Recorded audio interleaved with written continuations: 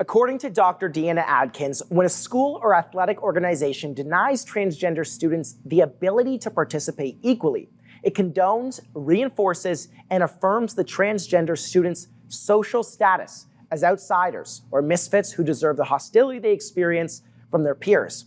She has seen the impacts directly on her patients. It undermines social transition, a critical part of gender dysphoria treatment. In the context of activities like athletics, which are typically separated by sex, it can be extremely harmful for a transgender young person to be excluded from the team consistent with their gender identity.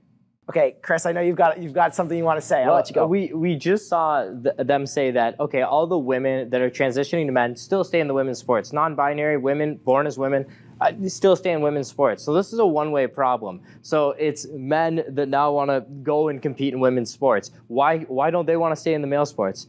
So we're talking about exclusion, but it's only one direction, because we're saying that the women that want to transition to men, they're fine to play with the other women. Okay, hold on. But we never talked about them being transitioned at puberty before that and what effects that has. So, I mean, this trans person issue is just so new that a lot of people are starting to take, different hormones at a later period of time. I understand, but the women are, the born women wanting to be men are kids should be excluded from these sports, may feel alienated. That's fine, because when it comes to higher level sports. We just saw someone say that born women who are transitioning to men still will play with the women. So that's your justification. Just want to get this clear. It is, okay, one thing to be said about it is it seems like you want to divide it just by the idea that you're questioning men's morals on it, or biological males' morals on the transition. Women who want to be men play with the women. We just heard that. Yeah. Correct? Yeah. Okay, but if I'm a guy, I want to be a girl, now I want to go play with the girls.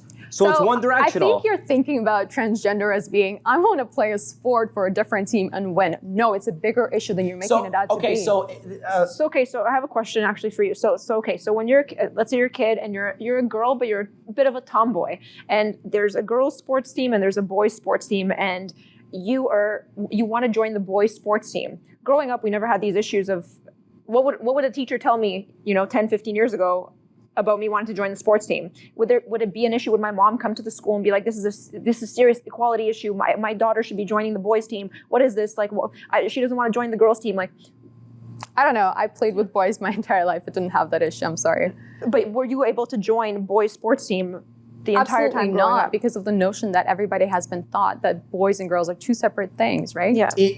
We're just changing. The transition's just happening now, where we have to just get with the times, get with the program. Why not? I'm going to bring it back in here to say, okay, we can have our disagreements, but look at it from just everybody's human at the end of the day. And I think we can all agree that everybody deserves to be loved, right? What can we do now to, whether we agree or disagree or agree, what can we do to make everyone feel included? We'll go around the table, let everyone speak. Chris, real quick. I'm all for, honestly, that one lady's suggestion of the open category being male sports and restricted being women's sports, so we protect women in sports, or a separate league for people transitioning. I don't know, but that's where I stand on as far as solutions go. Okay. I think I'm in the middle ground, where I think there's different sports, different approaches to take. Again, we talked about contact sports, we talked about other sports.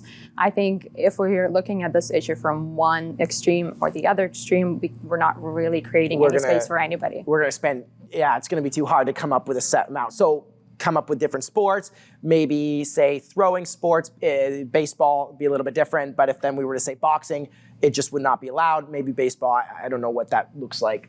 It should come down to fairness and not equality and not feelings. It should come, if you're in a middleweight class, you're not going to be fighting a lightweight. So that's what I think. I think that we should have measures to measure if someone's testosterone level, hormone level. I've got to cut you off. Guys, thank you so much for joining me today. We're on time restraint. It's okay.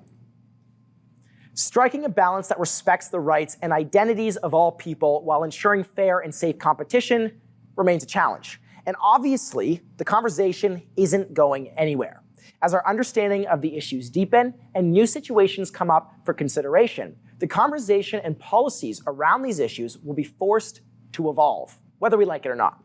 But we want to hear from you. What did we miss in this conversation? Do you have any personal experience or perspective that needs to be part of the conversation? Find us at My Generation on all social media platforms and share your view on the topic. We'll end off with this. Do not simply accept what you are told. Challenge your thinking, engage in differences, and listen to new perspectives.